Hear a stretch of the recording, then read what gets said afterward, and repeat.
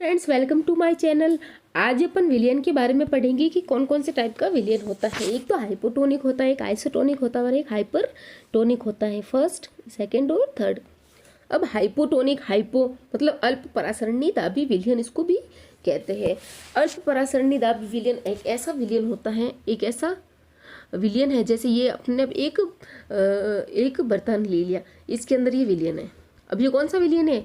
ये अल्प परासरणी विलियन है। इसका मतलब इसमें जल बहुत ज़्यादा है, जल तो बहुत ज़्यादा, और जो नमक या चीनी है वो बहुत ही कम है। तो ऐसे विलियन को अपन कहते हैं अल्प परासरणी विलियन, अर्थात कम कॉन्सेंट्रेशन वाला विलियन। और ये हो गया अब समदाब में, जिसमें नमक और जल दोनों ही बराबर है। और एक ये हो गया अति परासरणी, मतलब इसकी कॉन्सेंट्रेशन बहुत ज़्यादा नमक की और जो जल की मात्रा इसमें कम है। तो ये तनु नहीं हुआ जिसमें जल की मात्रा, तभी तो कोई कॉन्सेंट्रेशन सॉल्यूशन होता है तो अपन पानी डाल के उसको तनु करते हैं। तो इसमें क्या है, नमक बहुत ज़्यादा है, नमक बहुत ज़्यादा है और जल कम है। ये तो विलियन के बारे में हो गया, इस टाइप के विलियन होते हैं। अब अपन लाए एक सेल, ये सेल है इधर, यह सेल है। अब इस सेल को पहले इसमें डालेंगे, फिर इसमें डालेंगे और फिर अति परासरणी दाब में डालेंगे। तीन टाइप के विलियन हो गए, अल्परासरणी, समपरासरणी और अति परासरणी। अल्परासरणी मतलब कॉन्सेंट्रेशन जिसमें कम हो, डाइल्यूट विलियन हो, अर्थात उसमें जल की मात्रा अधिक हो, तभी तो वो अल्परासरणी होगा। और अति परासरणी जिसमें जल की मात्रा कम हो और नमक ज़्यादा हो, अर्थात वो कॉन्सेंट्रेशन विलियन, ज़्यादा कॉन्सेंट्रेट होगा, उसका ज़्यादा सांद्र वाला होगा। और ये डाइल्यूट, अर्थात डाइल्यूट को बोलेंगे अपन अल्परासरणी विलियन और अपन सांद्र को बोलेंगे अति परासरणी विलियन। सिंपल में याद रखें तो डाइल्यूट याद रख लो, डाइल्यूट, और इसको सांद्र, तनु और सांद्र याद। अति परासरणी दाबी विलियन आते ही आपको सांद्र याद आ जाना चाहिए। सांद्र याद आ जाएगा, इसका मतलब इसमें जल कम है। और अति परासरणी में तनु आते ही अब इसमें इसका मतलब जल जाता है। चलो अपन अब इसमें सेल रखते हैं, ठीक है। अभी इसमें अपन सेल रखेंगे, इसमें जल ज़्यादा है, ठीक है। अभी इसमें अपन सेल रखेंगे। तो पहले बताओ, जो परासरण का प्रोसेस होता है वो लिक्विड में ही होता है, मैंने आपको बताया था, और जो विसरण होता है वो गैसियों में होता है। जो परासरण का जो प्रोसेस होता है वो हाई कॉन्सेंट्रेशन से कम कॉन्सेंट्रेशन की ओर एक पारगम्य झिल्ली के द्वारा जाता है, ठीक है। अब क्या होगा, जो जल होगा वो परासरण की विधि के द्वारा इस सेल के अंदर चला जाएगा। जो ये सेल छोटी सी थी वो फूल के बड़ी हो जाएगी। जो भी जल था वो इस सेल के अंदर चला गया, उस ये भाई झिल्ली के एक परमीबियल झिल्ली के अंदर से, चयनात्मक झिल्ली के अंदर से चला गया। जल चला गया सेल के अंदर, अर्थात सेल क्या हो गई, फूल गई। अब अपन को पता चल गया कि क्या है, जो अल्परासरणी विलियन होता है उसमें सेल फूलती है। कोई सेल को अपन अल्परासरणी विलियन में डालेंगे तो वो सेल फूल जाती है। जो भी जो जल होता है वो झिल्ली के द्वारा सेल में चला जाता है और सेल फूल जाती है। समपरासरणी में कुछ भी फर्क नहीं पड़ता, जैसे सेल है वैसे ही रहती। क्यों? क्योंकि ना तो कहीं हाई कॉन्सेंट्रेशन है ना ही कम कॉन्सेंट्रेशन है। अब इधर क्या, जल की कॉन्सेंट्रेशन इधर ज़्यादा थी तो वो अंदर भी चली गई और बराबर हो गई। अब अति परासरणी विलियन लेते हैं, जो कॉन्सेंट्रेशन इसकी खुद की बहुत ज़्यादा है, इसकी बहुत ज़्यादा, और इसमें अपन ने सेल डाली तो क्या होगा, इसमें जल कम है। जहाँ जल ज़्यादा होगा वो जल ज़्यादा जल कम की ओर जाएगा। अब सेल के अंदर ज़्यादा जल है इसकी कंपेरेटिवली, क्योंकि ये तो खुद इसमें जल कम है, देखो जल कम है तो इससे ज़्यादा जल तो सेल के अंदर होगा। जब भी अपन सेल डालेंगे इसमें यहाँ पे तो इसमें जल ज़्यादा है तो ये वाला जल क्या हो जाएगा, बाहर निकल के ये सिकुड़ जाएगी। अब देखो क्या है, अल्प परासरणी विलियन में सेल फूलती है और अति परासरणी विलियन में सेल श्रिंक होती है, अर्थात सिकुड़ जाती है। और जो जल होता है, जिधर भी जल की ज़्यादा मात्रा होगी वो कम मात्रा की तरफ जाएगा।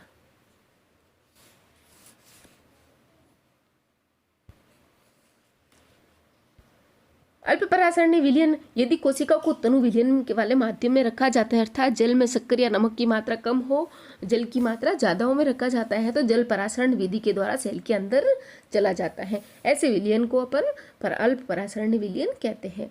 अब समपरासरणी विलयन, यदि सेल को ऐसे माध्यम विलयन में रखा जाता है जिसमें बाह्य जल की सांद्रता कोशिका के में स्थित जल की सांद्रता के ठीक बराबर हो, तो वो कोई भी जल किधर भी गति नहीं करेगा। ऐसे विलयन को समपरासरणी विलयन कहते हैं। अतिपरासरणी विलयन कि यदि कोशिका के बाहर वाला विलयन अंदर के घोल से अधिक सांद्र है, कोशिका अधिक सांद्र था अपन ने देखा था, और जब जल सेल वाला जल, क्योंकि सेल में जल ज़्यादा है, अतिपरासरणी में तो जल कम है, तो सेल में से जल उस विलयन में चला जाएगा। जल परासरण विधि द्वारा कोशिका से बाहर आ जाएगा, और ऐसे विलयन को अपन अतिपरासरणी दाबी विलयन कहते हैं। विलयन का प्रोसेस अलग है, सेल का प्रोसेस अलग है। और अगर जल की तरह से अपन समझे तो कि जिधर जल की मात्रा ज़्यादा होगी वो जल हमेशा ज़्यादा से कम की ओर गति करता है। कोशिका भित्ति के पादप कोशिकाओं में ही पाई जाती है। जो कोशिका भित्ति होती है ओनली पादप कोशिकाओं में पाई जाती है, ये जंतु कोशिका में नहीं पाई जाती है। इसको सेल वॉल भी कहते हैं, और ये cellulose, hemicellulose, pectin, polysaccharide की बनी हुई होती है। ये पौधों की संरचनात्मक दृढ़ता प्रदान करती है। जो बड़े बड़े पेड़ वगैरह होते हैं उसके बाहर जो कवर लगा, जो खाल होती है या फिर जो सबसे बाहरी परत होती है, वो रक्षात्मक अर्थात दृढ़ता प्रदान करती है। राइबोसोम कोशिका द्रव्य में मुक्त अवस्था में पाई जाने वाली गोल आकृति की संरचना होती है।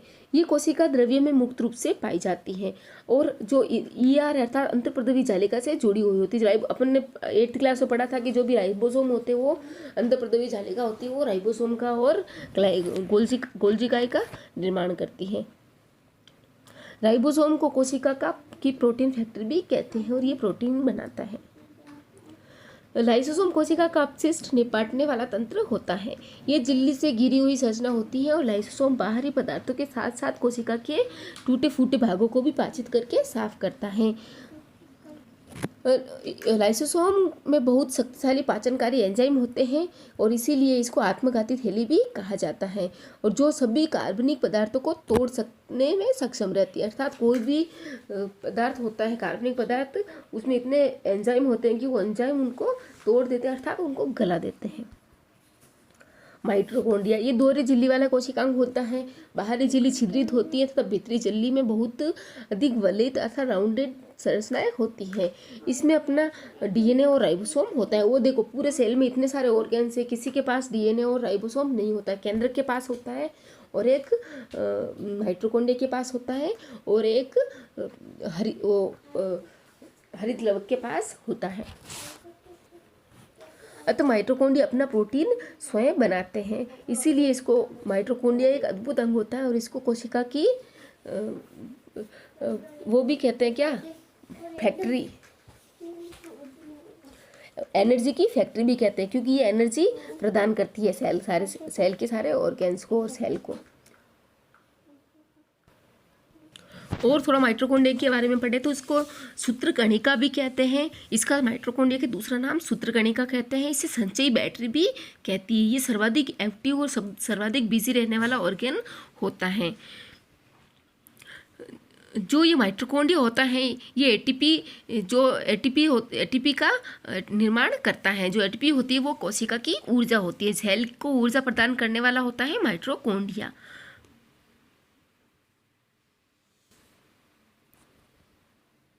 और जो जीवाणु होते हैं उसमें माइटोकॉन्ड्रिया की जगह मीजोसोम नाम की एक संरचना पाई जाती है। अर्थात उसमें जीवाणु में एक कोशिका यूकैरियोटिक, ये प्रोकैरियोटिक होता है, इसमें माइटोकॉन्ड्रिया नहीं होता, और इसमें मीजोसोम पाए जाते हैं।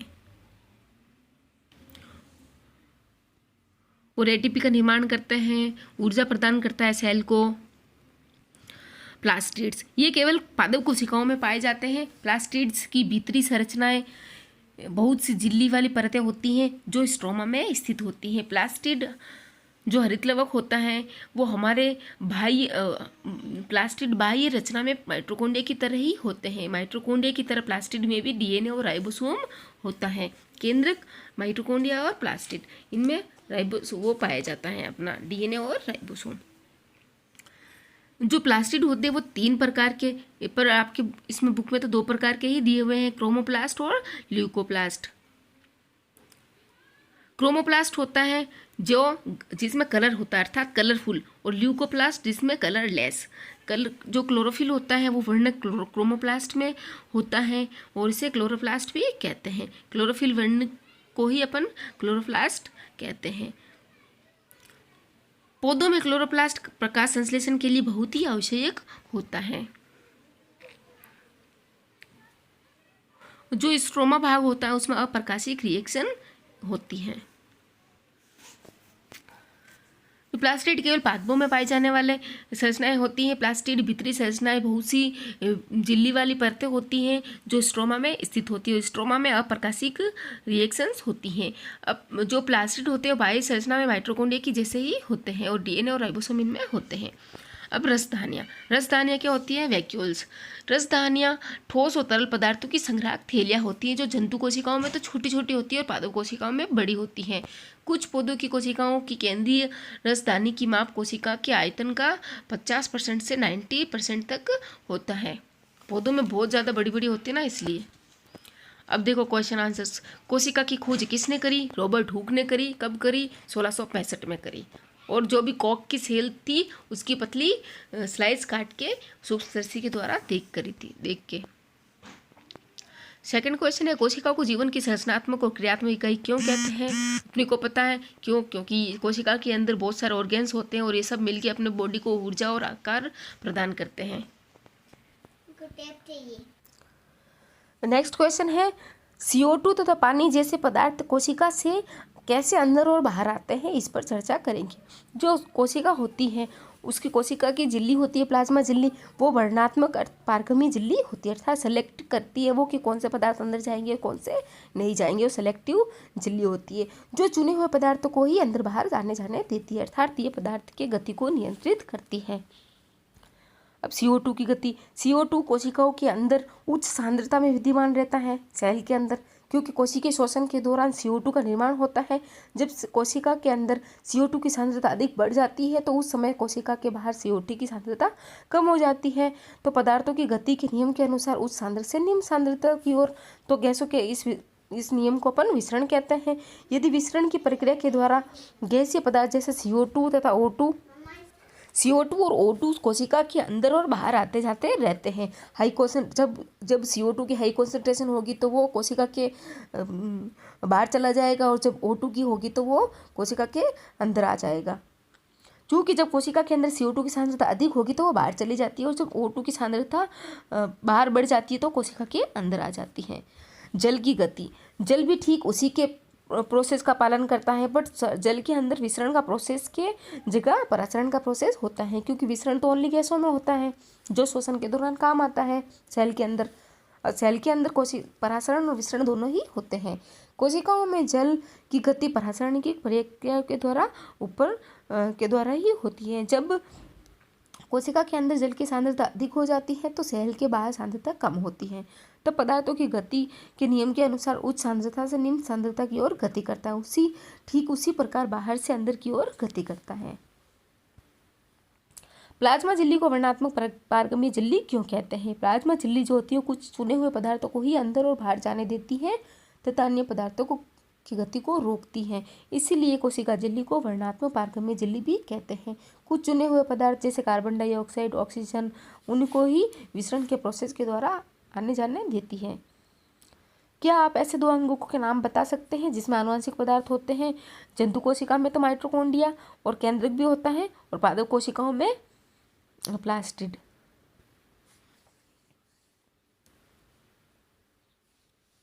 यदि किसी कोशिका का संगठन किसी भौतिक और रासायनिक प्रभाव के कारण नष्ट हो जाता है तो क्या होगा?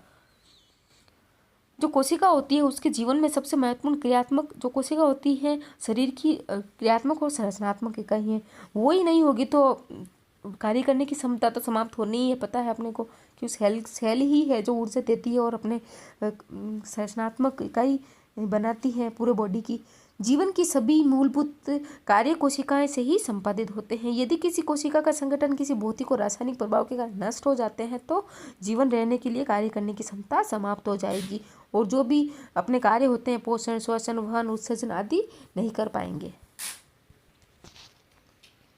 लाइसोसोम को आत्मघाती थैली क्यों कहते हैं?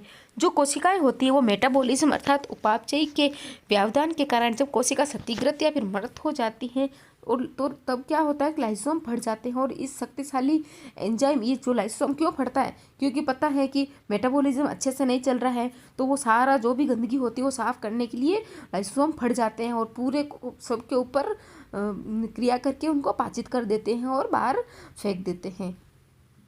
इनको शक्तिशाली एंजाइम, क्योंकि लाइसोसोम के अंदर बहुत शक्तिशाली होते हैं, कैसे भी टाइप के चीज़ों को पचाने के लिए उनके पास एंजाइम होते हैं। शक्तिशाली एंजाइम अपनी ही कोशिकाओं को पाचित कर देते हैं और लाइसोसोम को आत्मघाती थैली या फिर आत्मघाती बैग कहा जाता है। ये जो भी वेस्ट अपशिष्ट पदार्थ होते हैं उनको बाहर फेंकने का कार्य करता है। कोशिका के अंदर प्रोटीन का संश्लेषण कहाँ होता है? राइबोसोम के अंदर। पादप कोशिका और जंतु कोशिका की तुलना करो। पादप कोशिका में कोशिका भित्ति होती है, इसमें नहीं होती। इसमें हरितलवक होता है, इसमें नहीं होता।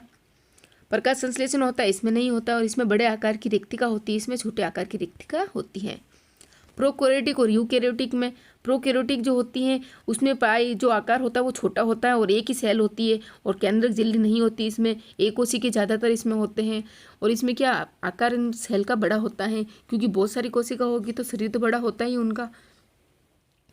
केंद्रक झिल्ली उपस्थित होती हैं। क्रोमोसोम एक से अधिक होते हैं, इसमें एक ही क्रोमोसोम होता है। और इसमें माइटोकॉन्ड्रिया की जगह, जो जीवाणु होता है उसमें माइटोकॉन्ड्रिया की जगह क्या होता है? मीजोसोम नामक एक संरचना पाई जाती है। कई ऑर्गेन्स होते हैं इसमें, यूकैरियोटिक में, प्रोकैरियोटिक में ऑर्गेन्स नहीं होते। फोटोसिंथेसिस वाले जीवों में क्लोरोफिल झिल्लीदार पुट्टिका के साथ रहता है और इसमें प्लास्टिड, क्लोरोफिल जो होता है प्लास्टिड में होता है। वास्तविक केंद्र के अतिरिक्त झिल्ली युक्त अंगक भी इसमें नहीं होते। इनमें होता है माइटोकॉन्ड्रिया है और ये केंद्रक है, इनमें सारे दोहरी झिल्ली होती है। तो यूकैरियोटिक में दोहरी झिल्ली युक्त अंगक भी पाए जाते हैं। यदि प्लाज्मा झिल्ली फट जाए या टूट जाए तो क्या होगा? देखो, अगर प्लाज्मा झिल्ली अपने को पता है जो सेल होती है उसका रक्षात्मक और संरचना बनाती है बाहर की, वो टूट जाएगी तो क्या होगा? जो भी सेल अंदर अंग होंगे वो मजबूती से नहीं रहेंगे अंदर। यदि कोशिका झिल्ली फट जाए या टूट जाए तो कोशिका के अंदर का आंतरिक रासायनिक संगठन नष्ट हो जाएगा और ये अपना आधारभूत कार्य संपन्न नहीं कर पाएगा। ऐसी क्षतिग्रस्त कोशिका मर जाती हैं, जैसे कि लाइसोसोम जैसे अंगक उसे पचा लेते हैं। गोल्जिकाई ना हो तो कैसे क्या होगा? अपने को पता है जो एंडोप्लाज्मिक रेक्टिकुलम होती है, जो अंतर्प्रदेवी जालिका होती है, वो लाइसोसोम गोल्जिकाई का निर्माण करती हैं। जो अंतर्प्रदेवी जालिका होती है उसमें संश्लेषित पदार्थ को गोल्जिकाई उपकरण के द्वारा ही संचयन, रूपांतरित और पैकेजिंग और एक जगह से दूसरी जगह बाहर भेजने का कार्य किया जाता है।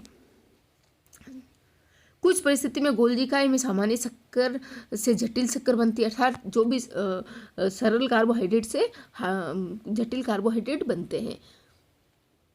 गोल्जिकाई जो उपकरण के द्वारा लाइसोसोम को भी बनाया जाता है। देखो, अंतर्प्रदेवी जालिका से गोल्जिकाई बनते हैं और गोल्जिकाई से लाइसोसोम। यदि गोल्जिकाई उपकरण नहीं हो तो कोशिका में होने वाली जो संचयन का, रूपांतरित, पैकेजिंग का कार्य जो एक जगह से दूसरी जगह ले जाने का है, जो गोल्जिकाई करता है, वो संभव नहीं हो पाएगा। कोशिका का कौन सा अंग बिजलीगर और क्यों? माइटोकॉन्ड्रिया होता है, अपने को पता है। इसको कोशिका का बिजलीगर भी कहते हैं। क्यों? क्योंकि ये एटीपी के रूप में ऊर्जा निर्माण करती है, जो कि सेल के लिए सेल उस ऊर्जा को यूज लेता है। माइटोकॉन्ड्रिया जीवन की विभिन्न रासायनिक क्रियाओं को करने के लिए एटीपी के रूप में ऊर्जा प्रदान करता है और ये आवश्यक उपयोगी ऊर्जा संचित होती है। माइटोकॉन्ड्रिया के पास अपना डीएनए और राइबोसोम होता है, अतः माइटोकॉन्ड्रिया अपना कुछ खुद का स्वयं प्रोटीन बना लेती हैं। और जिसके पास राइबोसोम और डीएनए हो तो वो अपना पूरा एक शरीर भी दूसरा बना सकते हैं। कोशिका झिल्ली को बनाने वाले लिपिड और प्रोटीन का संश्लेषण कहाँ होता है? यही बोला है, प्रोटीन का संश्लेषण कहाँ होता है? प्रोटीन का संश्लेषण राइबोसोम में होता है और राइबोसोम का संश्लेषण खुरदरी अंतर्प्रदेवी जालिका से होता है। जो कोशिका झिल्ली होती है उसको बनाने के लिए लिपिड और प्रोटीन से बनी हुई होती है, अपने को पता है। जो लिपिड और प्रोटीन का संश्लेषण अंतर्प्रदेवी जालिका में होता है। दो प्रकार के होते हैं, खुरदरी और चिकनी अंतर्प्रदेवी जालिका। जो कोशिका झिल्ली को बनाने वाले प्रोटीन का संश्लेषण करती है और ये कोशिका झिल्ली को बनाने में वसा अर्थात लिपिड का संश्लेषण करती है। जो चिकनी होती है वो तो लिपिड का संश्लेषण करती है और जो खुरदरी होती है वो प्रोटीन का संश्लेषण करती है। जो खुरदरी है वो तो प्रोटीन का संश्लेषण करती है और जो चिकनी है वो लिपिड का संश्लेषण करती है। तभी तो बोला कि कोशिका झिल्ली को, जो कोशिका झिल्ली बनती है अपनी सेल की प्लाज्मा मेम्ब्रेन, उसको बनाने के लिए लिपिड और प्रोटीन जरूरत होती है। उसका सिंथेसिस अर्थात वो कहाँ पे बनता है, वो अंतःप्रदेवी जालिका के अंदर बनता है। खुरदरी अंतःप्रदेवी जालिका के अंदर तो राइबोसोम प्रोटीन बनाते हैं और ये चिकनी में लिपिड का सिंथेसिस होता है।